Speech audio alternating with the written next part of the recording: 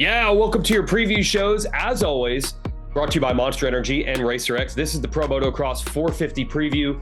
Thanks to our other sponsors besides Monster, we have Fly Racing, Maxxis, Maxima, and New Ray Toys on board, as well as our panel, former factory mechanic, current internet rabble-rouser Steve Matthes, and Jason Thomas. Steve, I don't know if you know this, currently tied with Cooper Webb and James Stewart for Supercross career starts. Jason Thomas, did you know that, Steve? No, I didn't know that. But yeah, that's awesome. That and $6 will get me a latte at Starbucks. Okay, rabble rouser. Yeah, he really did. $6 now? That's ridiculous. We're going to start it off like this. Yeah, well, we're going to start it better than last year. I went back and watched last year's show, and the overwhelming theme was everybody's hurt, everybody's out. This is crazy. The only guys we're left with are Sexton and Jett. We didn't even know Ferrandis' status. And then Sexton soon went out. It's not great this year, but it's a little better. RIP to both Eli Tomac and Cooper Webb's championship hopes. We think they will be back, but they're both out with thumb injuries. You got an update, though, Steve. Successful thumb surgery for Cooper Webb? Yeah, yet another rider that had successful surgery. We got the news. So good job for that doctor in Colorado, a hand and thumb specialist. He did Eli Tomac, Justin Cooper, and Benny Bloss all in the same day, I guess. So props to that guy. I didn't even know Benny had a bad thumb. I didn't even know this. Arms. Oh, he did a variety of parts. Yeah. I swear it's still better on a health front than it was last year. But what's tougher is, JT, does it really matter who's healthy now that we've seen what Jett Lawrence is capable of? He's still sitting on a 22-0 undefeated win streak as a 450 motocross rider. Does it matter who's healthy at this point? I think it does, but for Eli Tomac, it does. I don't personally believe that Cooper Webb was going to give Jett much competition this summer. Now, Supercross, we know better, right? And I fully expect him back in 2025 battling Jett for the championship. But we just haven't seen it in pro motocross from him for a while, so I don't have a reason to think it was going to be here this summer. But to your point, the question, Eli Tomac would have been in the fight. Now, Steve's going to make a point, I believe, that it would have not been every single weekend. There would have been too many disappointing weekends to really matter in the championship, but that's okay. I'm not arguing that point. I'm just saying at times he would have been in this fight, and I think he could have disrupted a 22-0 run in 2024. Yes, that is our theory of Tomac. As the riders age, they can still go fast and win races at times. This is my theory, and now yours, Steve, but they just don't have it every single week. Tomac's out. We'll get to Chase Sexton, Dylan Ferrandis, other contenders in a minute. But my question is it all academic to talk about anybody else? Is it just Jett Lawrence's to lose anyway? Yeah, I think right now it really is. I'm not calling another undefeated season, but he's going to win most of these motos against Chase Sexton, who's still battling his bike. I see no reason for this to change. 22-0, no, because maybe this year he falls in the first turn or whatever, but he's winning 14 to 16 of these things, I think, and walking his way to a 7th straight title. Or 8th? Yeah, Super Motocross World Championship, Steve. It's all part of the Super Motocross World Championship. We're going into round 18. Round 18. Cool. He won a 6-moto gimmick series. All right, my bad. It's all part of this. 31 races. Hey, JT, here's the scary part about Jett Lawrence. He was a rookie at a 450 last year. Those were his first real 450 races. So he probably learned and got better. Now he has a whole Supercross season and the Monster Energy Supercross Championship to build off of. If anything, he should still be on the growth curve right now, right? Yeah, and I would take, as long as he stays healthy, which is always the caveat, I'll take the over. Steve says 14 to 16 of these. I'll take the over. Do I think it's 22? History would tell us it's unlikely, not impossible. But if you're going to give me the average here of 15 and I have to go above or below, I'm going over. I don't see many scenarios where someone is simply better or faster than Jett. So that's going to tell me that 7 times he crashes or gets a bad start. I'm not buying that either. So I think it's going to be another summer of Jett, bottom line. Okay, so another shout out to our sponsors. Again, that's Monster, Maxxis, Maxima, Fly Racing, and New Ray Toys. Let's go to Chase Sexton. All of a sudden here at the end of Supercross, things started to get better. But Steve, how many times did we hear this was his best race of the year? Now they've turned the corner. I think at least 5 times that happened in Supercross. Do you believe it this time that they've finally taken that step on the Red Bull KTM that Sexton's been searching for? No, I don't. I mean, look, the final Whoa. round, we've seen these guys win final rounds, right? He rode great at Salt Lake, and he was very good at Denver, and he was even good at some of the other races. But no, I just think, I mean, he's going to beat the next bunch of guys. I believe he'll beat Hunter and Dylan Ferrandis and Justin Cooper and these guys. I think he'll, run a lot of seconds this year. So if that's respectable, and that's where you want of Chase Sexton, then I think that's what you're going to get. But I don't believe he's going to challenge Jett mano a mano like he did Eli Tomac 2 years ago. I don't see that happening. So I look for a lot of lonely second places. JT, we saw a lot of races last year where Sexton got close to Jett, almost passed him, got next to him, or fell down, or whatever it is. And then we started to build this theory of, oh, does he start thinking too much when he's like, oh, I almost have him. I almost have him. Is this a thing? We have not actually seen him pass Jett. Ken Roxon's done it. Tomac's battled him. That's oddly something Sexton has not done yet. Yeah, I agree with Steve here. I think he will be a solid number 2 guy. Most of the time he's going to be second. But I'm just going to put it out there. I don't think he's as good as he was on the Honda last year yet. I don't think he's there yet. So for me to say that he's going to be better than he was in 2023, which was not good enough, right? We saw him close, couldn't make the pass, couldn't seal the deal, lost every time out. I don't believe he's as good as he was last year, which kind of reinforces my theory that there's going to be a lot of second places in there. And that's not even counting what these other riders are going to get into. Justin Cooper, Hunter Lawrence, what do those guys bring to the table? Are they able to get in the fight for second as well? Well, here's the real question. I don't know where to go with this one. Last year, the other contender coming in was Dylan Ferrandis. Did not like the bike, was coming off of injury in Supercross. Stop me if you've heard that before. He was in love with the motorcycle. When he got on this Honda, Phoenix Racing, Factory Connection Honda, JT, we saw it in December. It was Valentine's Day. It was romantic getaways. You thought maybe he might like the motorcycle more than his wife. This should be the time. This is the bike he wanted to ride. This is the series where Ferrandis is good. He did come back for the last few Supercross races, so he's healthy. Is this something the way Ferrandis was at least saying it was going to be 6 months ago? Well, we're going to find out, because this whole decision, I believe, was made leading up to this Pro Motocross Championship. I don't think anybody, including Dylan, went into Anaheim last year saying, nope, this is the year I'm going to figure it out in Supercross. I'm going to be a podium guy and I'm going to contend. I don't believe that was the case. I think it was, let's be solid. Let's get some top 5s. Let's get some top 10s. But most importantly, let's be 100% healthy when we roll into Fox Raceway in late May. And he's done that. If that was the mission, which I believe it was, he has done that. So now he has to make good on this huge decision that he made to go on to a privateer Honda. So it's up to him. I think he can do it. I think podiums are absolutely in play here. But I think for him, on some level, he wants to win a championship, right? He's got to go through Jett and arguably Chase Sexton too. But that is a big, big ask on a privateer team. Steve Ferrandis, where are you with this? Yeah, it's hard not to think it's a step down. Phoenix Honda production-based bike privateer team versus his factory Yamaha that he was basically third at most races last year, right? And now you have the 250 national champion moving up and Justin Cooper. So I don't look for him to reach the same level. I just don't. He'll be good, top 5 guy, which is really respectable on a privateer team. And he'll be in the mix here and there. But is he going to be as good? No way. I would take any bet on that. Steve, I have a question for you. This was a big move, right? Like, I can't imagine that financially this was a plus decision or anything like that. So it had to be based around how much he liked the motorcycle. What place does he need to finish in the series, or what type of results throughout the season does he need to get for him to look back on this and say, this was the right call. We made the right call. I'm glad I did this. Well, he got second overall last year on a bike that he hated. Right. So that's pretty good.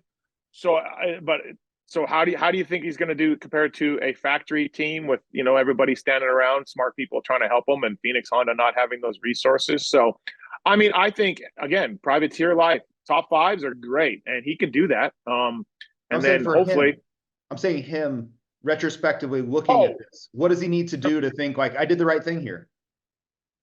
I think he's got to win. I think for Dylan, he's got to win, but I don't see that happening. But Agreed. I think for him, yeah, he's going to be like, hey, I'm a past national champion. We know how Dylan Ferrandis kind of thinks and where he holds himself. And anything less than winning, I think, would be a letdown for him. Not for me, for him. No, agree. I think he's going to have to look back on this and say, did I make the right call or not at some point? Yeah, I agree. I think he did not make this move thinking, hey, I'm going to get some podiums here and there. He thinks that getting on a Honda is the difference between him podiuming and not winning last year and winning this year. Now, it's all graded on a curve because of how good Jett Lawrence is and will probably be even better this year. But yeah, I think Dylan is expecting, once I'm on a Honda, I will win again. That's a high standard. We will get to the rookies who we keep mentioning. We keep mentioning Hunter Lawrence and Justin Cooper. Get to them in a minute. But I just want to mention a couple guys who we thought were hurt or haven't raced in a while or haven't raced outdoors in seemingly a decade. A couple of them are back. I want to thank New Ray Toys for that. This is actually going to happen. Malcolm Stewart is going to be racing from round one, which we have not seen in motocross, I don't even know, 8 years, something like that. I talked to Aaron Plessinger today. He said, yeah, dog, I'm in like Flynn. He will be healed up and racing round one. And also Christian Craig will be back. I did hear from the team. They do not expect him to be 100% from the elbow surgery at round one, but he'll be there on the Rockstar Husqvarna. First of all, I guess we'll take Plessinger. I think he's in a different class. What do you think, JT, with the time off? He should be really good, but how much will that have affected him, the arm injury? Well, we just talked about some heavy hitters, and we haven't even covered other riders that he's going to have to really be worried about and contend with all season long. So I think it's the same old story. You want to be a top 5 guy. You want to be on the podium when you can.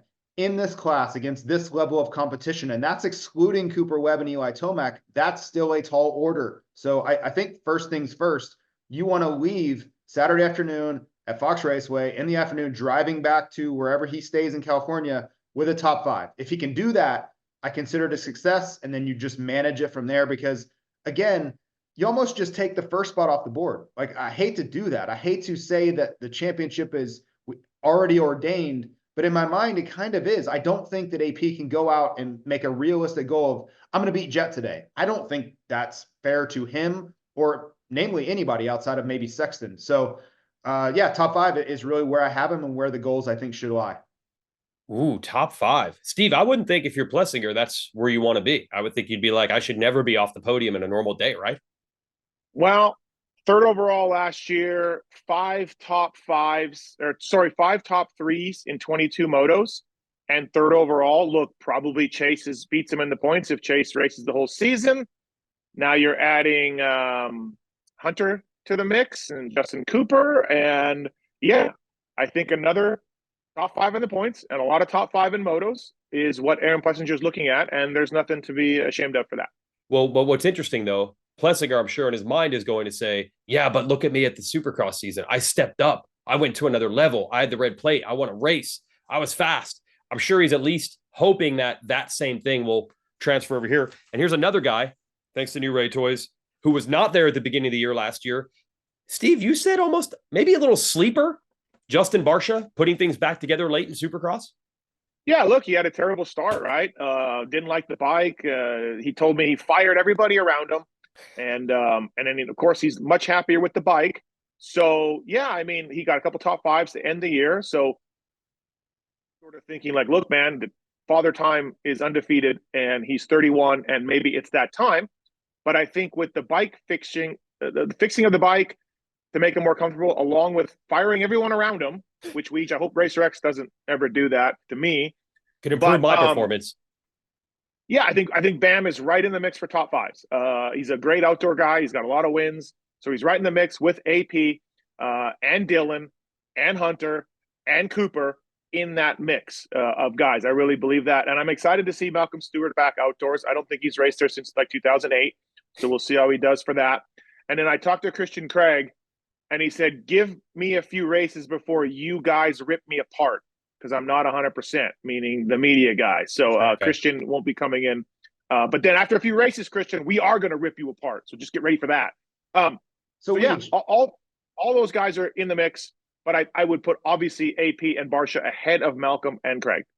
Yeah, just to further the point, like, it's not so much, and this is going to be a pretty consistent theme. It's not that AP can't be on the podium at times, but what do we do with the rest of the guys? What do we do with Anderson? What do we do with Barcia? What do we do with Justin Cooper? What do we do with Hunter? Like, somebody's going to be the odd man out every single weekend as long as these guys stay healthy. And that's not even counting when Tomac comes back to the fold. So it's not a slight. You're going to be able to take whatever we say and twist it however you want to, but somebody every weekend is going to be sitting in seventh going, damn it, that wasn't very good. So yeah, take your pick. I think Plessinger's inside the top 5 most of the time, but it's not a weak field at the moment. It's probably going to get stronger as we go. Yeah, that's what makes these shows so fun to do, right? We start every year with #Deep Field, and all the guys that say they should be top 10 guys, there's usually almost 20 of those. And all the guys that say they should be podium guys, there's like 8 or 9 of those. All the guys that say they should win, there's certainly more than one. That's what makes it so interesting, right? All these guys have standards, but if they all ride up to that standard, they're not all going to get there. And I'm glad you mentioned Jason Anderson, another guy, just like Barcia, that we didn't have at the beginning of the championship last year. He's there now. I think I got one of his bikes back here somewhere. New Ray has an Anderson Kawasaki. Wasn't there at the beginning of the year last year. Started to come on strong at the end of Supercross. They got a new bike. Hey, Brock Tickle won the Glen Helen Stopwatch National on that. So I guess the bike is good. Anderson, Barcia, I think the bike's probably around the same. The bike's right over your left shoulder there, Weege, I believe, next to the Maxxis. Oh, yes, bottle. there it is. I got my Maxima with some, I got my Maxxis bottle with some Monster Energy in it. There's the Anderson bike. Good eagle eye. Is Anderson just in this mix? Is he just in this mix? Yeah. Podiums here and there? Yeah. Absolutely, right? There's Jett, there's Chase, 6 guys, and just take them in a giant SC1 can and shake them up. There you go. I mean, think about 22. He won Hangtown overall. You know what I mean? Like, I know you could argue 22 in Supercross, he was much better, but he's riding pretty well right now. He's on arguably his best form of the season. So to think that he's not going to be battling for top 5s with this group is crazy, right? So podiums are certainly in play. What I like about Anderson, he always tries harder than people think. I know he had the Cowboy guys. He flew them all out to Club MX to do East Coast motocross testing. So it's not just I'm going to mail it in during the motocross campaign. He had all the Cowboy guys for a week or two, including Tickle, testing with him to get ready for this championship. These guys are all trying. But now let's get to those rookies that we keep stumbling upon. Sounds like at least you, Steve, think they're legit guys. I have a hot take. Oh, no way. Shocker. I don't even know when you're going to mention this guy. And I'm hesitant to say this because these are my friends, but I have to say it. Hot take. Garrett Marchbanks, who did very well last year after starting the year in the 250 class, healthy to start. Paula, healthy, but he will be there. He's got a thumb injury. I think he beats both Rockstar Energy Husqvarna riders in the points. I was wondering, first of all, let's just get that status. He broke his thumb at Nashville. He should be back for round 1. Yes, he'll be there, but not 100% ready, healthy type of stuff. Yes. That sounds like a hot take at first, but I could see it. I don't want to rip Craig apart. But yeah, right. Marchbanks was probably right behind the factory guys last year. Outdoors, I don't know what we're going to get when Craig gets healthy. Malcolm, we have no clue. I don't even think that take is that hot. Do you, JT? Oh, okay. All right. Okay. I would say it's lukewarm. The hardest problem is how rough is it going to go for Christian at first? Because they're both kind of coming in the same way. Christian and Marchbanks are going to be coming in not prepared, right? So that's kind of even Steven. And then for Malcolm, I don't know what happens here. Like, is he going to finish the series? That's, to me, question 1. Like, if he does all 11 rounds, I think he probably beats Marchbanks in the points, but I don't have any guarantee of that. So I think it's a good take. Like, throw it out there. It's not something people are thinking about, but it wouldn't shock me. That's for sure. I'm a fan of Marchbanks. Yeah. Teammate we want to discuss here, Steve. Not right now. Let's get to Hunter and Cooper. His teammate is back. Yeah. Okay. You were just mailing it in there. Anderson's not mailing it in, riding a club. I'm not sure about Phil Nicoletti's level of motivation. Let's finally get to these rookies. I feel like we've got like the barn doors ready to open. Hunter Lawrence, last year's 250 champ, and Justin Cooper, who's been very good every year he's ever raced. He's always in contention for the motocross title on a 250, ends the Supercross season with a podium. I'm going to give my Maxxis rubber meets the road. I got myself a Maxxis mini bike tire here to Justin Cooper. It is time for Justin Cooper to prove to the world that he's really good. Now, I don't know what more he can do besides podiuming half the races he's ever been in, but people don't seem to believe still that Justin Cooper is good. So maybe this summer he will prove, he could really be a 450 guy. I feel like he's already done it. Anyway, JT, you go first. Hunter, Justin Cooper. I don't know where they compare to each other. I feel like they're very close, but how good can they be compared to everyone else? Yeah, I have them, 55, 45, take your pick. Yep. But they're both going to be really impressive, I think. And, for Justin Cooper, the number one thing he has in his arsenal is he puts himself in plus situations all the time. He's one of the best starters we've ever seen, right? There's a lot of names that go on that list, I know, but he belongs in that list. And when you do that, when you consistently start in the top 5, if not the first guy around the first corner, you avoid a lot of problems. And he's very good on the opening laps. He knows how to race from the front. Does that mean he's going to win a lot of motos? Maybe not, but that's okay, because guess what? He'll put in some really hot laps early. Maybe Jett gaps him. He'll battle with Sexton for a while, but he'll end up 2, 3, 4, 5 over and over and over. And by the end of 22 motos, you have a lot of points built up and you have a lot of believers. And that's what I expect from him. He's ridden the 450 extremely well. And I don't see any difference. If anything, I think he could be better outdoors because his results would back that up. So if you told me he was second or third, fourth in this championship, I would just shrug my shoulders and say, absolutely, that's where I expect him anyway. Steve, give me your thoughts there. I'll go back to you, JT, on Hunter in a moment, but give me your thoughts on Hunter and Justin Cooper. I mean, look, Cooper's trying to get a full-time, big-paying ride with a factory team. There's a spot at Rockstar Energy Husqvarna. Rubber meets the road, buddy. Rubber meets the road. Yep. Got to get it. Yeah, good point. Exactly right. His Supercross was a B, very similar to Hunter's. Maybe I would take Justin Cooper a little bit over Hunter in the Supercross, but maybe not. So yeah, I think, and is he better outdoors than indoors? I know he's got that 250 Supercross title, but I almost feel like he's better outdoors. So, for me, yeah. So for me, I mean, yeah, I think they're going to be really, really close. And I put them in that group of AP and Dylan, and Jason Anderson and all of that. I put them right in the mix. It will be funny to see them if they're going at it like closely all summer long, which I do think they will, because obviously we saw that in the 250 Motocross Series last year. But he's got a lot of motivation for sure. Yeah. What about Hunter for you, JT? I see these two so similarly. The question is, can Hunter get the starts that Justin will get? I think he's really fit. He practices every day with, in my opinion, the best rider on the planet, which is certainly going to help.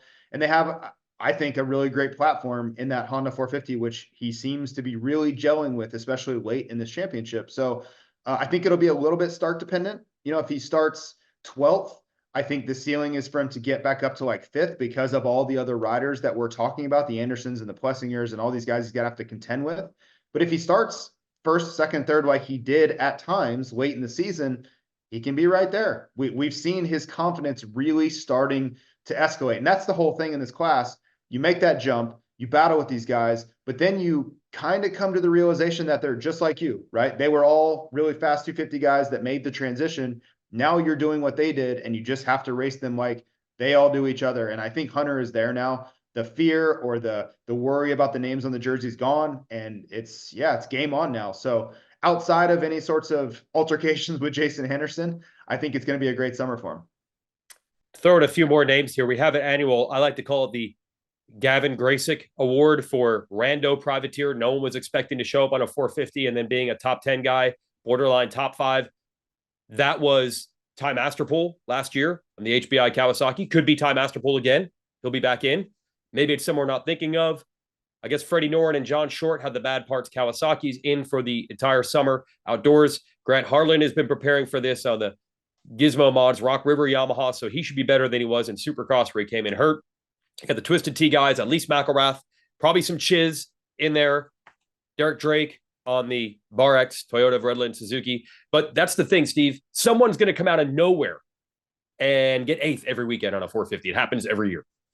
Yeah, I mean, who would have thought 32-year-old Jose Butron would have been the surprise of his series last year, right? So yeah, with the Wildcat guys. So yeah, there's going to be these dudes fighting it off. Our guy Phil Nicoletti, 13th overall in his final season. I mean, Phil could be that guy. He really could. I mean, he didn't come in healthy last year, and he's good outdoors. But yeah, throw those guys into the mix, shake them up, and we'll see where they all land. There will be a dude though, 100%, that we did not mention in this show to put in some top tens. That's it. It's darn tradition in the 450 motocross class. All right, we're going to get a little bold here, or are we? I mean, I was going to go with title picks. I think we all know this show is brought to you by Monster Energy. There is a monster in this class. He's not sponsored by Monster, but he is the monster. Is anyone not picking Jett Lawrence to win this title? I'm going to tell you right now, I'm picking Jett. Anybody else? Anything? No. It'd be, I mean, it's injury is the only thing that will stop this train, in my opinion. He's entering where he really, shockingly, it's hard to say that he doesn't excel in Supercross, but he's better at motocross, and these guys are in for a big problem all summer long. Okay. Maxxis, I got some Maxima stuff behind me. It's my favorite product right here. This is a chain cleanup. You can actually not have to clean your bike, but you could still clean and then put some chain lube on your chain. I love it. Steve, anything you happen to like for Maxima? Well, first of all, there's a 0 chance that you don't screw up even cleaning your chain with that stuff. Well, it's no less way do you chance of figure that screwing out. up with this than actually using a pressure Right. wash. That's the whole thing. No, listen, Yeah. Maxima is great. I love it. Changed the oil in my YZ450 the other day, put in some Pro Plus in the transmission. Then I used chain lube to lube the chain. And then I sprayed my bike with SC1. And then I did a filter with FFT. Literally used Maxima products for 5 different things on my bike after getting it ready for the race this weekend.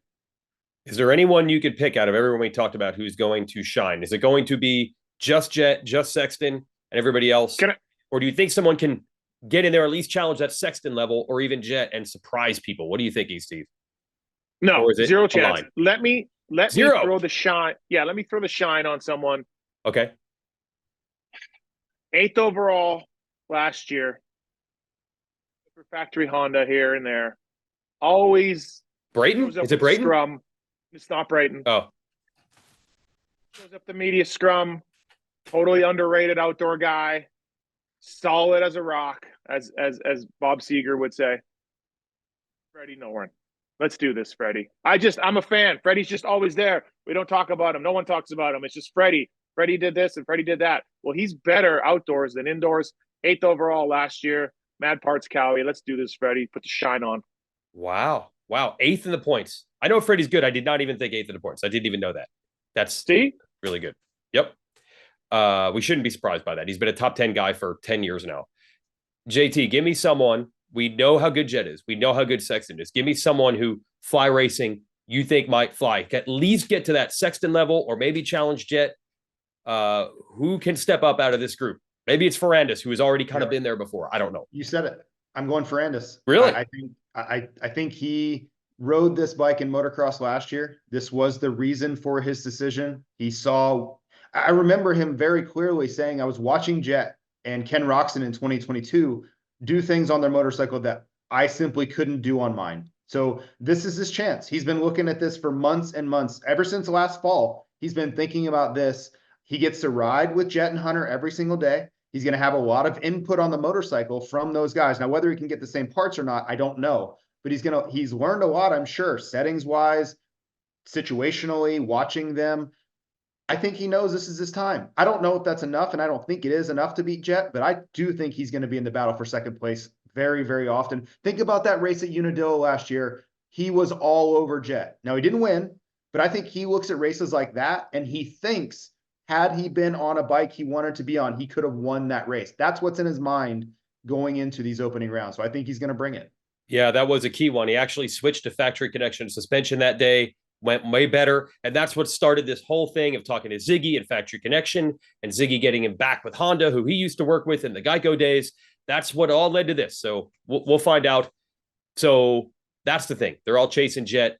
Thanks to our sponsors. That's Monster Energy, Maxxis, Maxima, Fly Racing, and New Ray Toys. Of course, Racer X, subscribe to the mag. Go to racerxonline.com/Weege. and you get some of these lovely magazines that you see behind me. And thanks to Ricky Carmichael and James Stewart for leaving their number 1 plates when they had red eyes out of Salt Lake City. So I stole them behind me there. Steve, did you get a number 1 plate from Feld this year? No, I didn't, because I have my integrity. Oh, okay. Well, you also had a privateer race on their grounds. We will be back for episode 2. We'll talk the wide open 250 class because, as we mentioned, Hunter Lawrence and also Justin Cooper, perennial contender, are out. Who is going to be the favorite there? That's going to be wild. For now, thanks for watching.